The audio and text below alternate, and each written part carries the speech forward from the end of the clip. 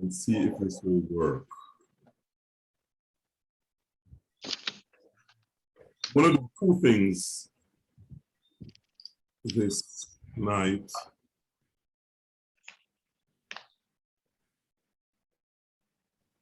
Let's see if I can do this.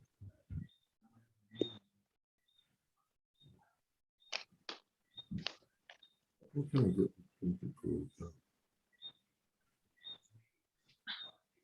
Okay, we're seeing a slide that says the genealogies of Matthew and Luke.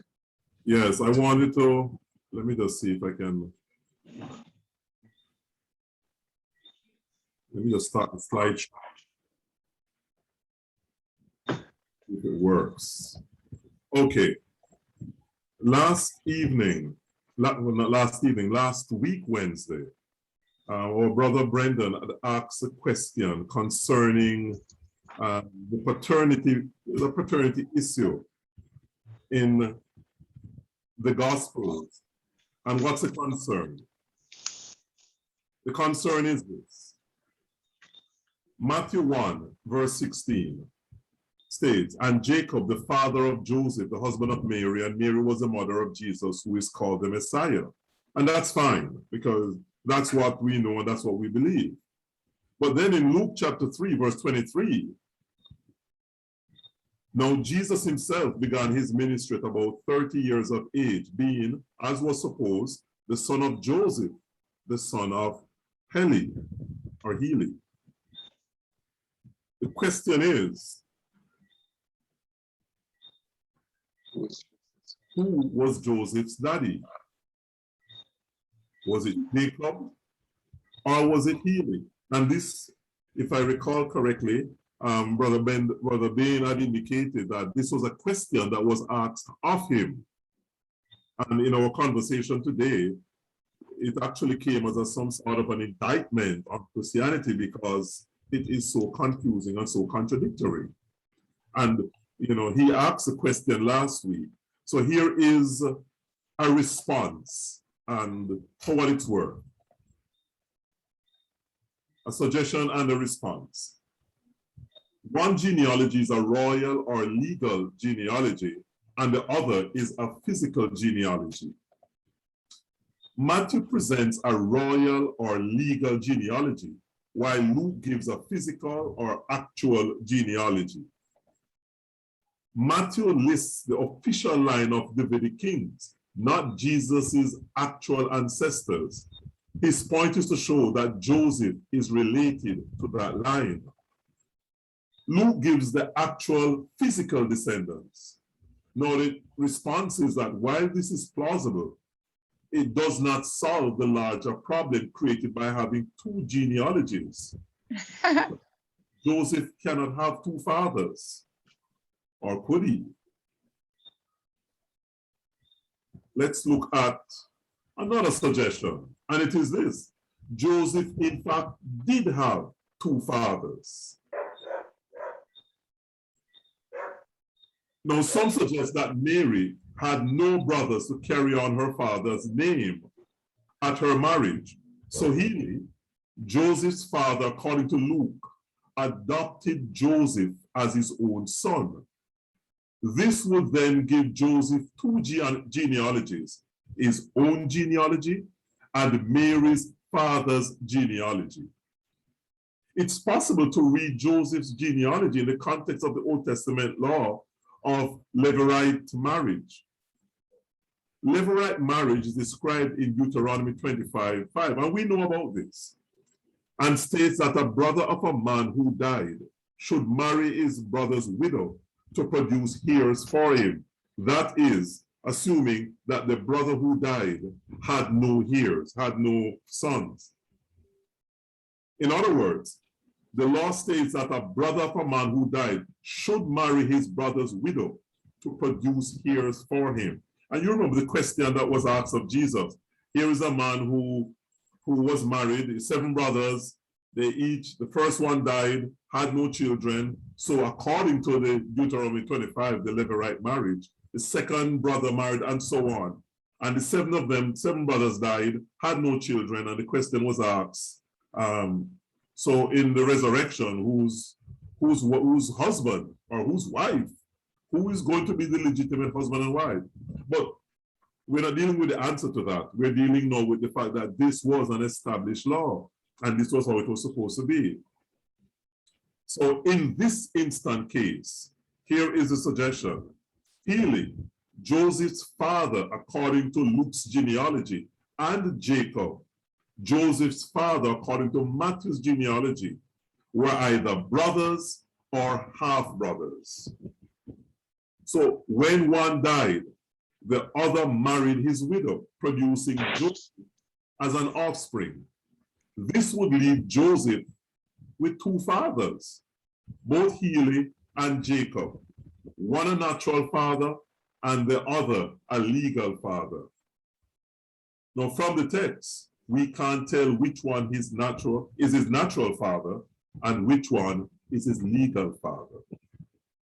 So the important point is that this could explain why Joseph might have two fathers and therefore two distinct genealogies. I share this with you, colleagues, for your reflection and certainly for further research. But this certainly is an option that is out there, and it is held by some scholars that this is why Joseph had two genealogies. So let me go on. Afterwards, we could have comments on that, but let me go on to the text for this evening.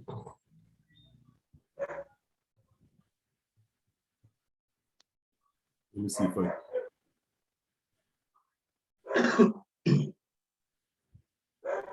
You may need to close that program so that it isn't confused with the next one that you want to show. Okay. That's one option. Okay, it seems to be the Gospel of St. Mark, an introduction for where we are tonight. General introduction. The Gospel of Mark is the earliest, the shortest, and in many ways, the most mysterious of the four Gospels in the New Testament. Now, some scholars believe it to have been written sometime after 64 AD, just about when Nero began persecuting Christians following the Great Fire of Rome, which he set, while others hold to an earlier date. Now, Mark's Gospel shows the hallmarks of having been written for a Gentile audience, but in such a way as to be accessible to those who were not well versed in biblical scripture, and we'll come on to that. Now, the events in the book of Mark take place almost entirely within Palestine, from Caesarea Philippi in the north down to Beersheba in the south. Now, during this time, of course, Palestine was ruled by the Roman Empire. The book opens with Jesus' baptism by John during the rule of Pontius Pilate and the Tetrarchs, Antipas and Philip. It closes with Jesus' death and resurrection about 3 years later.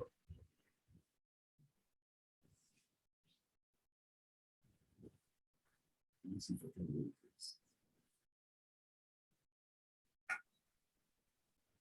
I copied from one computer to the other, so the slides transition doesn't work. But anyway, what's the purpose of this particular gospel?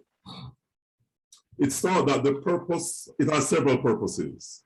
One was to encourage Roman Christians and to demonstrate in an active way how to suffer during persecution, as Jesus did. In Mark's gospel, Jesus is constantly presented as one who speaks and acts meaningfully in the context of crisis. This present aspect of the gospel, the tenses immediately, and the miracles, etc., was for this purpose. God is a God who acts even in dire circumstances. A second purpose is to demonstrate how to be a disciple. How to be a disciple, Christian disciple in Rome. Now, Mark is interesting. How to be a disciple to Christians in Rome. Okay, basically almost the same as the first one. But essentially, Jewish customs, the preparation. This is portrayed through many of the portraits of Jesus and the 12. Jesus as Messiah, the anointed one, is portrayed as caring for his children, the disciples. Jesus teaches about discipleship in light of his death and resurrection.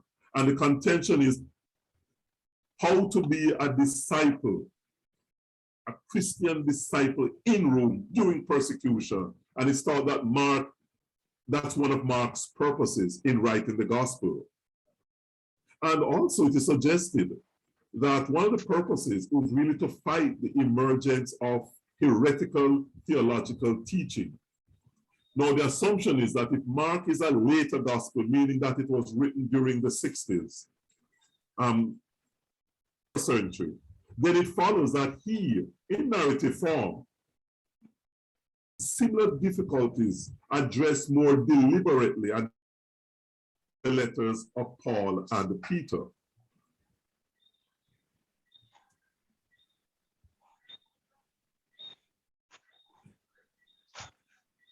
My is stuck.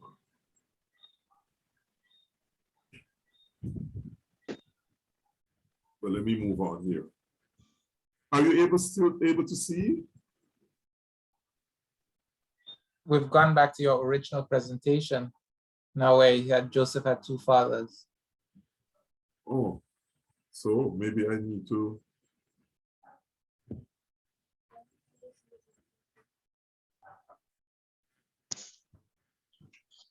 You might just close this one. Close this one. Okay. Oh my goodness. I think you should stop sharing and Mark 1. right. Was to encourage the Christians in Rome, Roman Christians,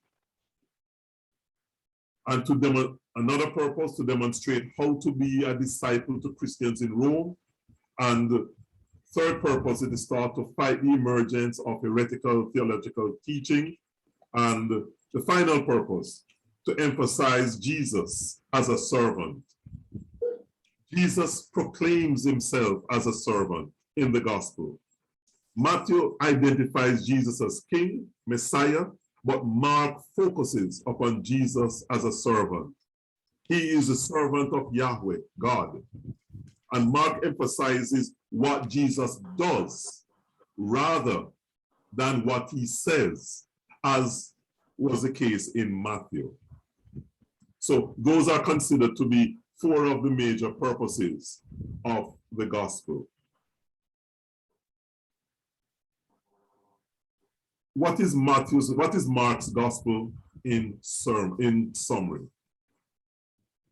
It's interesting that Mark's gospel doesn't mention anything about the virgin birth of Jesus in Bethlehem, or of Jesus' supposed descent from David. Instead, after beginning his gospel by focusing on John the Baptist and his baptism of Jesus, as well as John's acknowledgement of his role as forerunner to Jesus, Mark exclusively focuses on Jesus' life as an adult.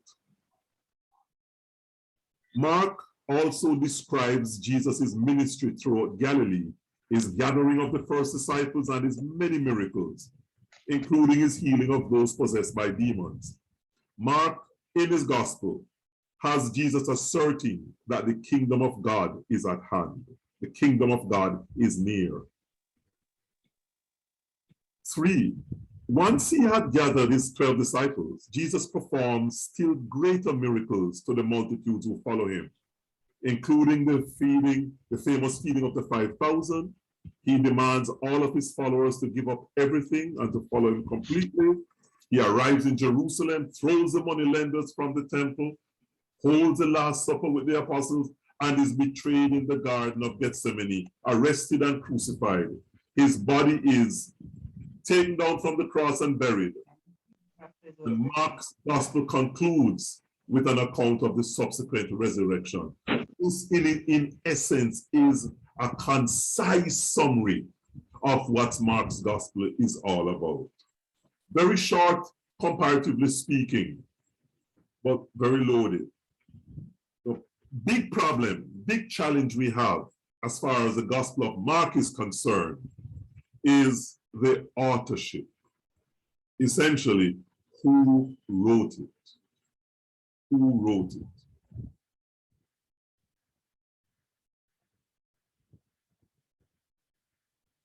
Now, strictly speaking, the gospel is anonymous. It bears the name of Mark, but nowhere in the Gospel of Mark is a specific claim made regarding who actually wrote the book. So we have two sets of evidence, the external and the internal evidence concerning the authorship of this gospel. The external evidence is really essentially the early church fathers who strongly support John Mark as the author of the gospel in association with the Apostle Peter. And I'm sure it's pretty obvious why there had to be an association with someone like the Apostle Peter, because Mark wasn't there. It had to have been somebody who was with Jesus, and it's strongly considered that Mark got much of his information from the Apostle Peter. Church fathers who support Mark as author in association with Peter include Polycarp, Hermas, Papias, the Bishop of Hierapolis, who wrote in his last work that the strongest evidence for Markian authorship tied to Peter. Hear what he says. Mark, who became Peter's interpreter, wrote accurately, though not in order, all that he remembered of the things said or done by the Lord. For he had neither heard the Lord, nor had been one of his followers, but afterwards, as I said, he had followed Peter, who used to compose his discourses with a view to the needs of his hearers, but not as though he were drawing up a connected account of the Lord saying. So Mark, it is, Papias is suggesting that Luke wrote essentially as Peter related to him, but it was not a very chronological account as perhaps Luke. Mark, did you say Luke? Yeah, not as chronological an account as Luke. Oh, sorry. So Mark, but he was saying though, that Mark made no mistake in thus recording some of the things just as he remembered them. For he was careful of this one thing, to omit none of the things that he had heard, and to make no untrue statements therein. That's a testimony of Papias, one of the early church fathers. Irenaeus also agrees with the Mark-Peter correlation and states, and after their Peter and Paul's death, Mark the disciple and interpreter of Peter himself also handed down to us in writing the things preached by Peter. Justin Martyr, Clement of Alexandria, Tertullian, Origen, Cyril of Jerusalem, Eusebius, Jerome, Augustine, all of these church fathers testify to the fact, as far as they're concerned, it really, the authorship of this gospel is John Mark.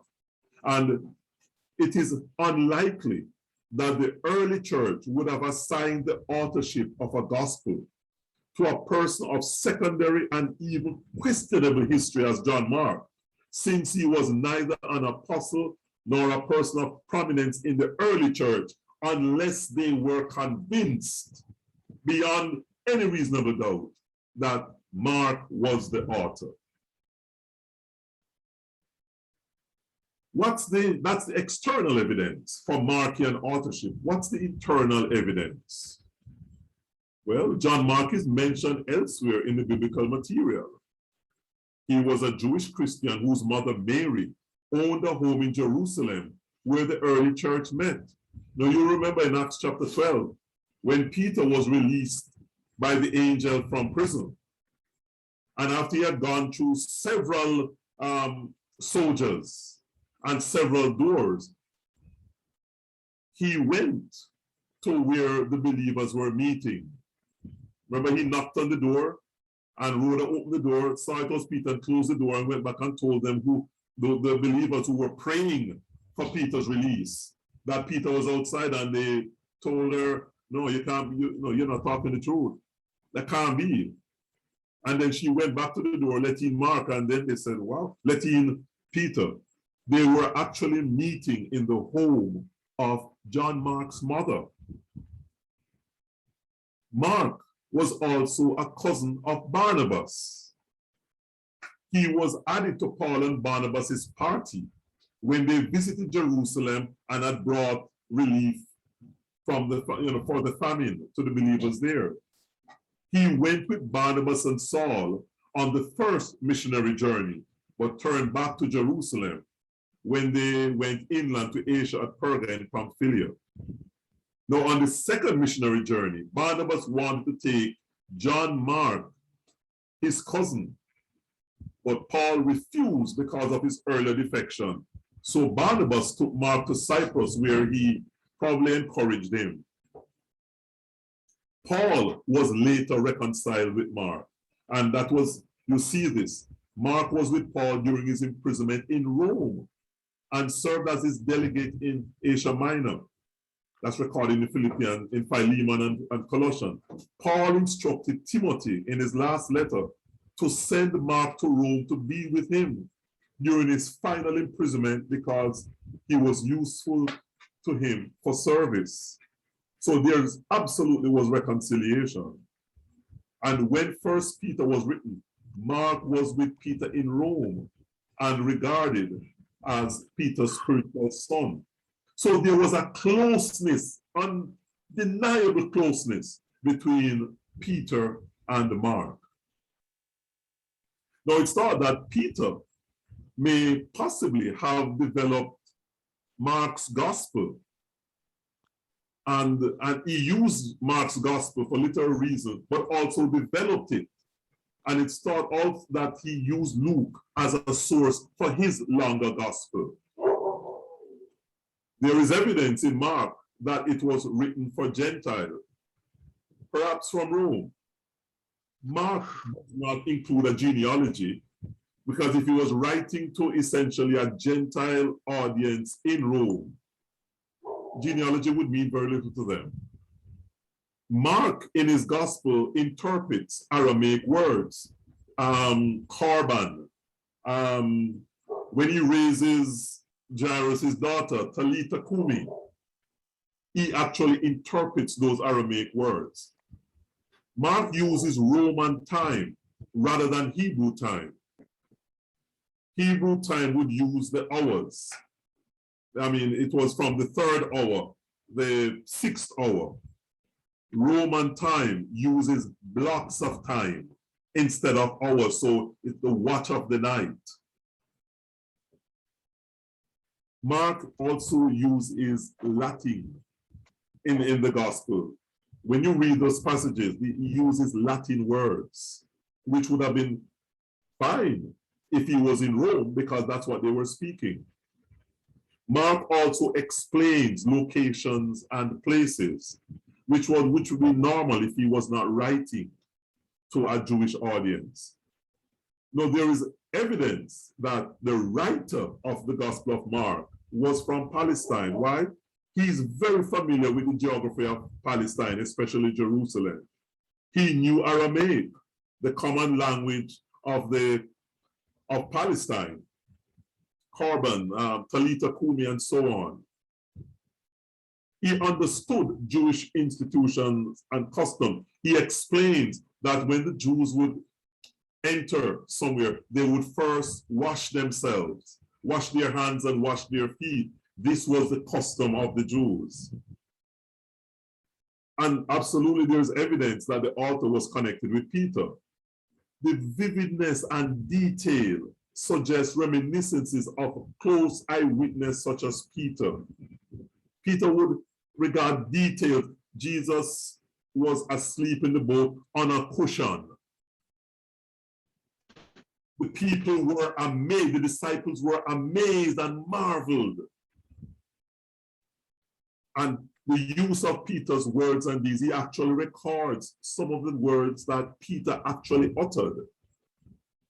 The inclusion of the unique words, and Peter, go and tell my disciples, and Peter. The similarity between the broad outline of this gospel and Peter's sermon in Caesarea speaks to the fact that there had to be a very close connection with Peter. And if there's anyone who would have had a close connection with Peter, it is Mark. So it is based on the cumulative evidence, external and internal, why it is broadly held and widely held that John Mark, was the author of this gospel. Well, the challenge is, when did he actually write this gospel?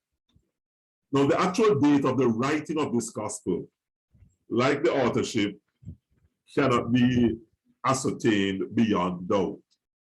And the problems associated with dating this gospel are complex. But suffice it to say that the book was likely written from Rome during the mid to late 50s. So perhaps from about 50 to 59 or so AD, although the mid or late 60s is not impossible. So many scholars believe it was written during the mid to late 50s AD, first century, but to say it could not have been written a little later would not really be true. Here's a timeline. So Jesus would have been born around 5 BC. So he was actually born before he was born. And his ministry was somewhere between AD 28 to 33, and the gospel would have been written, say, between 53 to 55, or from 55 to 59, there around. No real certainty. Place of origin and the destination. It's considered that he wrote from Rome to the Gentile Roman Christians. The church fathers, and which we had already mentioned, affirmed that Mark's gospel was written in Rome for Gentile Roman Christians. There is evidence from the gospel that supports the affirmation of these church fathers. Aramaic expressions are translated. Jewish customs are explained. Latin terms are used rather than the Greek equivalent. Roman reckoning of time is used. He alone, Mark alone, identifies Simon of Cyrene as the father of Alexander and Rufus, which is interesting because Simon of Cyrene, Cyrene was a colony, really, was a community in what is now Libya. And many Jews actually went there and lived there. It's thought that Simon of Cyrene was somebody of dark skin. So perhaps even Negro. He was the father of Alexander and Rufus. Alexander and Rufus were very well known to the church in Rome. And you see that in Romans, especially in Romans 16, verse 13. Mark is the only one who makes that connection between Simon of Cyrene, the father of Alexander of Rufus, who were very well known and would have been known to many of the believers to whom he was writing this letter, who were in Rome. Few Old Testament quotations are references to fulfilled scripture and fulfilled prophecy are used. Mark hardly quotes from the Old Testament, prophecies and say that they have been fulfilled. Because his audience perhaps wouldn't mean very much to his audience. Mark is also concerned for all of the nation, and as a Gentile Roman centurion proclaimed Jesus' deity at the end of the gospel. Mark is careful in many of the healings that he performed with the Syrophoenician, with the Syrophoenician woman's daughter. He makes mention of the demoniac, the guy who had this number of demons in him. And he says, don't come with me, go and tell the people what the Lord has done. So there's an outlook. There is almost a missionary outlook in the gospel. The tone and message of the gospel are encouraging to Roman believers who were encountering persecution and expecting more. Mark assumes that his readers are familiar with the main characters, so he writes with more of a theological interest rather than a biological interest, which is one argument to say why he doesn't even include the genealogies. Mark addresses his readers more directly by explaining the meaning for them of particular actions and statements. And as we said, he doesn't include genealogy.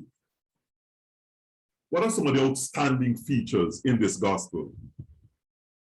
In view of Christian martyrdom, Christ is presented as the one who continues to speak and act meaningfully in the context of crisis. Jesus was under pressure by those who despised him, disliked him, and wanted to do him harm. But even in the midst of that, Mark portrays Jesus as the one who went about doing, speaking, and not allowing himself to be dissuaded by the crisis of challenge and contradiction. Mark's gospel is considered to be very simple and very straightforward. The language is less elaborate and more popular than the language of Luke or Matthew. Mark uses "and" a lot. Mark uses "immediately," intimating vividness and the excitement of the action. Mark uses the historical present over 150 times, making Jesus a contemporary of those reading. Narrative tells what happens, not simply what happened. Let me explain it a little bit. What is the historic present? Essentially, the historic present is a device, is a way of telling the past as if it was the present. Here's an example. I went downtown yesterday. Walking, I see this man coming towards me. And this man looked menacing. I became afraid. If you notice, I'm relating what happened in the past, but doing it in the present, using the present tense. I went downtown yesterday. And I see this man walking towards me. And he's looking as if he wants to do me some harm. Or he's looking as if he knows me. Telling the past, but in the present. It's a device that doesn't just relate history, but relates history as if it's happening now. Mark uses that device. Mark uses detail in his narrative to heighten the sense of being there. So he tells you the names of the son, James and John, the sons of Zebedee, who were renamed sons of thunder. Jesus is asleep in the boat on a pillar, and so on. Mark puts his readers in the scene where they may visualize and feel what the evangelist has described, especially by making parenthetical statements. So he says that they asked a question because none of them understood what he was saying. These kinds of almost sotto voce comments, basically making the readers drawing the readers and the listeners, the hearers, into the narrative. And it's thought that Mark is seeking for his readers to make a decision. They can't be neutral. Mark, as we know, is the shortest of the Gospels. He emphasizes Jesus' actions more than his teachings. 18 miracles are recorded in his Gospels and 4 parables.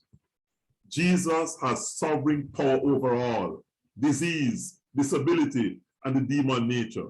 This is evidence that Jesus' kingdom has come near to those people. Mark's subjects are related with unusual candor and vividness. Jesus' hearers who are amazed, the disciples do not understand. Jesus looked on her and had compassion on her. And there's a deliberate movement of Jesus towards the cross in this gospel. From Mark 18 onward, Jesus and his disciples were on the way from Caesarea Philippi in the north through Galilee to Jerusalem in the south. The rest of the narrative, 36%, is devoted to events of the Passion Week. Mark has been called a passion story with an introduction. Mark presents Jesus as the Son of God, and William Barclay calls Mark's gospel the closest thing we have to a biography of Jesus' life. Finally, I want to end with the ending of Mark. Now, scholars generally believe that the Gospel of Mark originally ended at Mark 16, verse 8. They believe that verses 9 to 20 were actually added later by a scribe. You see, the earliest and the best manuscripts do not include the later ending.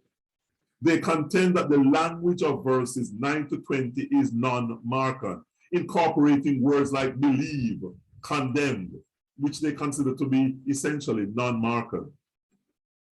It's thought that verses 9 to 20 were added by scribes in order to harmonize Mark with the other Gospels in the New Testament. Mark, later scribes it is thought that later scribes, upon reading of Paul, for example, picking up deadly serpents, added that kind of reference to Mark 16. And Mark's theme is a messianic secret. So it is not to make sense of the gospel to end at, so it makes sense for the gospel to end at verse 8. Mark was the one who has Jesus saying, tell nobody what you have seen, tell nobody what has happened to you. So he thought that he ended it on a point of drama. The women meet him in the garden, and he ends it with the women fleeing and not telling anybody about the empty tomb as yet. So it's those reasons, although there are good reasons to believe that it ought to be there, because to end it on such an abrupt way, it was considered that no, the gospel needed to be, it's better to end the gospel on a high note. Yes, you are in problems. Yes, there will be difficulty, but just as Jesus was raised from the dead, you will go out. You will face hardship and difficulties, but not to worry. God is with you. He will protect you. He will look after you. And through the power of the Spirit, you will be able to do marvelous things. So that, brothers and sisters, colleagues, is a brief summary, a brief introduction in summary form of the book of the Gospel of St. Mark. Thank you. On behalf of everyone, I want to thank you also, Courtney.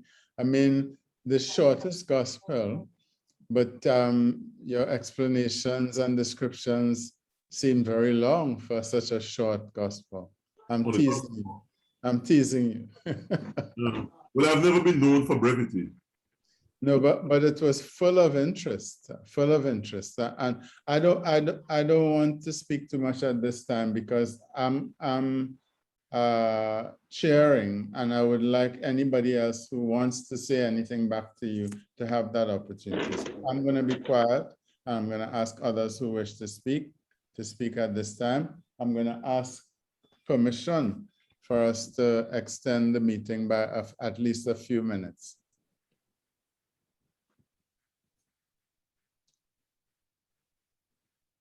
So one person has written a thank you, but maybe persons may want to speak. Okay. There's a hand raised from Okay, Sister Kay. Yeah, go ahead. Yes, Okay. yes, thank you. Thank you, Courtney. As usual, Okay. very, very interesting. Of course, this talk you gave tonight really needs a month because we need time to go and look at the scriptures you showed us and to read it in context and all of that. So I would suggest perhaps the elders would be willing to have you come back and do these summaries that you're doing over a longer period of time so we can digest it. I didn't digest what you said tonight. I heard what you said, but it will take a little time for me to go and read it and understand what you're saying and so on. But thank you very much. Thank you, Kay.